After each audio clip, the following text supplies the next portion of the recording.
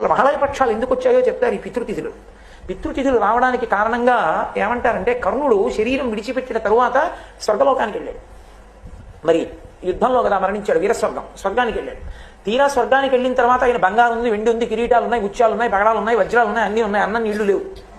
ఆయన అన్నాడు, అదేమిటి అవి రెండు ఎందుకు లేవు అన్నాడు. నువ్వు అవి ఎప్పుడూ ఇవ్వలేదు ఎవరికి, కాబట్టి లేవన్నాడు. ఇవి ఇచ్చావు, ఉన్నాయి అనంతంగా. అంటే ఆయన అన్నాడు, నాకు చెయ్యడానికి ఎవడు లేడు. ఎందుకనంటే మహాభారత సంగ్రామంలో అందరూ చచ్చిపోయిన తర్వాత బ్రాహ్మణులు నిల్చోబెట్టి కృష్ణ భగవానుడు పేర్లు చదివించాడు, ఒక్కొక్కరి పేరు చదివిస్తే నువ్వులు నీళ్లు విడిచిపెట్టారు. వాళ్ళు ఉత్తమ లోకములను పొందుగాక అని ధర్మోదకం, ఆ దాహం తీరడానికి నీళ్లు వదిలేరు. వదిలితే అందరి పేర్లు చదివితే ఒక్కొక్క పేరు చదివితే మావాడే అని ధృతరాష్ట్రుడు తెలివాడు, మావాడే అని ధర్మరాజు తెలివాడు. కర్ణుడు అన్నారు, మావాడు కాడన్నాడు ధృతరాష్ట్రుడు, మావాడు కాడన్నాడు ధర్మరాజు. నువ్వులు నీళ్ళకి నోచుకోనివాడు కర్ణుడు. అప్పుడు ఉండలేకపోయింది ఇంకా కుంతీదేవి, ఏడుస్తూ వచ్చి నిజం చెప్పింది. ఆయన నా పెద్ద కొడుకు, ధర్మరాజా నీ అన్నగారు, నువ్వు విడిచిపెట్టాడు. ఆయన అన్నాడు, ఎంత తప్పు చేయించావమ్మా, పెద్దవాణ్ణి పడగొట్టించి సింహాసనం నాకు ఇప్పించావు. ఆడదాని నోట రహస్యం దాగడం వల్ల ఇంత ఉపద్రవం జరిగింది కాబట్టి ఆడదాని నోట నువ్వు గింజ నానినంతసేపు నిజము నిలబడకుండుగాక అన్నవాడు. కాబట్టి నువ్వులు నీళ్ళకి నోచుకోలేదు కర్ణుడు.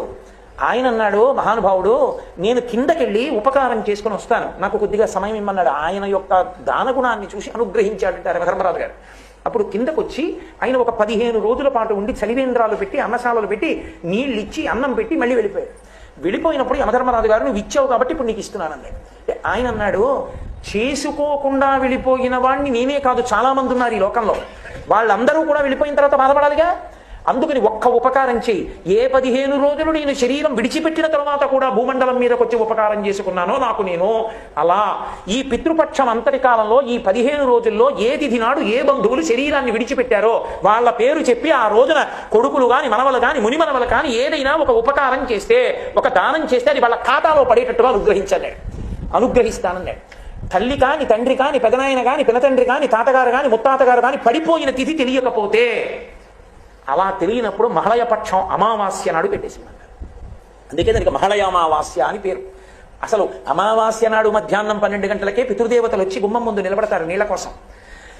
మహళయ అమావాస్య నాడు ఎవరి పేరు మీకు తెలియకపోయినా, మా తాతగారు ఎప్పుడు పడిపోయారో నాకు తెలియకపోయినా, ముత్తాతగారు ఎప్పుడు పడిపోయారో నాకు తెలియకపోయినా, నేను ఒక్కసారి మా పెద్దలందరినీ స్మరించి అమావాస్య నాడు స్వయం పాకం ఇచ్చాను అనుకోండి, అమావాస్య నాడు ద్రవ్యం ఇచ్చాను అనుకోండి, అమావాస్య నాడు ఉదకధార విడిచిపెట్టాను అనుకోండి, విడిచిపెడితే అది బంధువులందరికీ చెందుతుంది. కాబట్టి ఉన్నవాళ్ళు వెళ్ళిపోయిన వాళ్ళకి ఉపకారం చెయ్యగలిగిన ఏకైక రోజు మహాలయ అమావాస్య. ఆ పితృపక్షంలో ఈ రోజు చెయ్యాలి.